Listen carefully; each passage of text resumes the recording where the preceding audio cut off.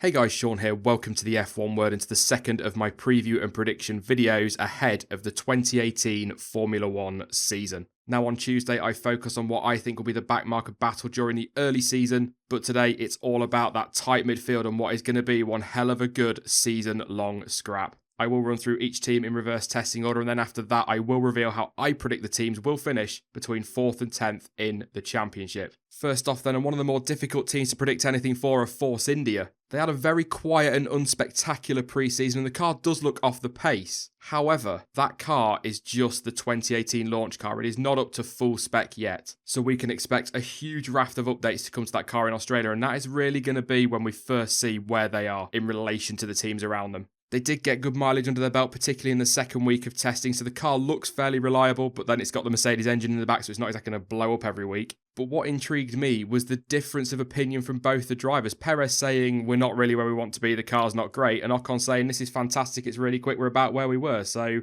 you could probably argue Ocon's maybe just giving, if you like, the PR responses to keep the sponsors happy. Whilst I'm talking about them, I may as well stick with the drivers. And Force India are in a very fortunate position where they've got two very quick and two very consistent drivers. And of course, two drivers who have already shown that they can pick up big points when needed. Obviously, what the team need them to do is not run into each other. You know, what could they have achieved in last year's Constructors' Championship without some of the issues in, say, Canada or Baku? But I'm pretty confident the team are on top of that by now. And of course, the consistency of both of those drivers is going to help Force India stay ahead of some of the midfield that maybe don't have the experience in their driver lineup. For example, Toro Rosso and Williams. There are quite a few driver lineups that we're all going to keep our eye on through the season and we're quite excited about, but there will be nothing between Ocon and Perez this season. I think Ocon will just edge it over the course of the year, but as I said about some driver lineups on Tuesday, and I'll probably say throughout this video for other driver lineups, there is going to be very little between them, and it will be a very hard-fought season-long battle, and that is absolutely fine. As I said, it's certainly one of the scraps I'm most looking forward to. I think looking at Force India as a whole, the truth is we don't really know where they are. Based off of testing, they are probably 7th quickest, which is why they're first up in this video. But as I've already said, it's the launch spec car, so with the raft of updates that come, I fully expect they will climb the grid very quickly. In fact, I'm pretty confident that by the time they arrive at Australia, everything's on the car and they get out in quali, get that car nailed for the race. You're probably looking at 6th quickest, maybe even 5th. There's no doubt in my mind that they will be in that fight for 4th. The problem is they're going to face real tough competition, not just on the track, but off the track. With the budgets that Renault and McLaren have got, those two teams will comfortably outdevelop Force India through the course of the season. I don't doubt that for a second, so I really do think that although they're going to be in the fight for 4th, 6th is probably best they can hope for this season. Which, once again, mid-pack, given the budget they've got, should not be sniffed at. But on paper, any team that drops from 4th to 6th is bound to be disappointed. One of the other problems that the team have got is that the second surprise package, if you like, of pre-season testing, Haas, really look pretty impressive so far. Some people say they're around 5th quickest. I reckon 6th, to be honest. You know, if you take McLaren's reliability issues out of the question, they were pretty quick. But I would never have predicted 6th quickest for Haas going to Australia. Never in a million years, so really impressive from them. It was low fuel running, and I know, as I've said millions of times, you can't really take too much from the times during testing. But there's a lot of optimism around that team this year. And I mean, even when you look at their driver lineup, yeah, we've criticised Kevin Magnussen, we criticised him last year, we have throughout the winter. But when he's got the right head on, he's a good driver, he can score points for the team, and we already know what Romain Grosjean can do. So they've got two proven point-scoring drivers on board, a car that's clearly good. They could really upset a few people on that midfield and possibly even scupper Force India's chances of 6th. It's a big ask, but it's not beyond the realms of possibility. What is key for them as a team, in my opinion, is to capitalise on the struggles of, say, McLaren, Williams, possibly Toro Rosso early in the season, pick up the points when they're not,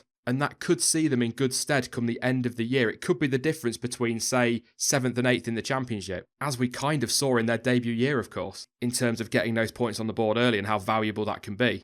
They will be outdeveloped through the season. They're another team that don't have the budget of the big boys, if you like. And I guess that's probably going to see them fall into the fight for 7th. But even that will be progress for them. In terms of the drivers, I think Grosjean will edge out Magnussen over the course of the year. I don't think it'll be as close as the inter-team fight at, say, Force India or Renault or Toro Rosso.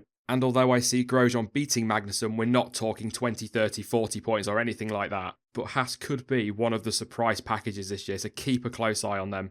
Throughout the winter, of course, there was a lot of optimism around McLaren and their switch to Renault and maybe starting to challenge Red Bull. I don't think they're there. Whichever way you look at it, yeah, there were minor reliability issues, but they still had real struggles in pre-season testing. And it wasn't until the final day that we really saw what that car could do, which is why I've put them 5th fastest as we arrive in Australia. What we have to remember as well is they've got Fernando Alonso, and he can outperform most cars. We saw it with last year's car. And of course, we saw it with the 2012 Ferrari. He's more than capable of dragging a bad car around to good results. So if he's got a solid car, he's got a shout at some hefty points finishes this year, and maybe the odd podium if races go their way. As we saw throughout testing, predominantly the Renault engine looks solidly reliable. There are clearly some issues with the integration of it at McLaren, but that's something that can be solved. And they are already looking into sorting that for Australia. And they are another team, of course, who are bringing a raft of upgrades to Australia. So we haven't really seen that full car, or that complete car, if you like, through testing. As I say, I can't see them challenging Red Bull this year. I think they're too far ahead of the midfield. To be honest, I think their biggest fight is going to be with Renault.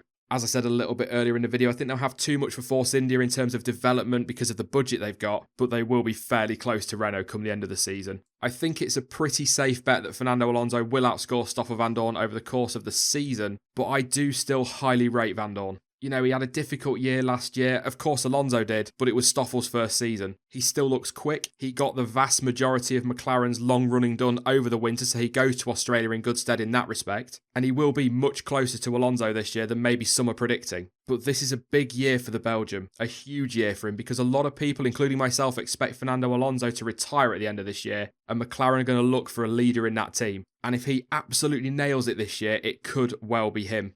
Of course, the scrap between the top three is going to be the big talking point of the year, but one of the other massive talking points will be that battle for fourth between Renault and McLaren. Yes, Force India will get in the mix, but I think Renault at the moment go to Australia as the 4th fastest car, and that is a real surprise. They've shown progress year on year since they came back to the sport as a works team, and they seem to have done it again. The car looks quick, it looks very reliable, you know, bearing in mind that it wasn't until the gearbox issues on the final day that they really had any problems at all. It's another team with a real air of positivity around it. So I'm really optimistic for them this year, and I think they will end up 4th place in the Constructors. And frankly, as of right now, I think they'd be very disappointed if they didn't come the end of the season. They've got the money and the personnel to develop that car. They've got 2 very good customer teams who will inevitably give good feedback on that engine. And when you throw into that their driver lineup, serial point scorers, very quick guys, both with big points to prove this year. The combination of the drivers and everything else I just mentioned makes them a real force and very tough to beat from anybody this year.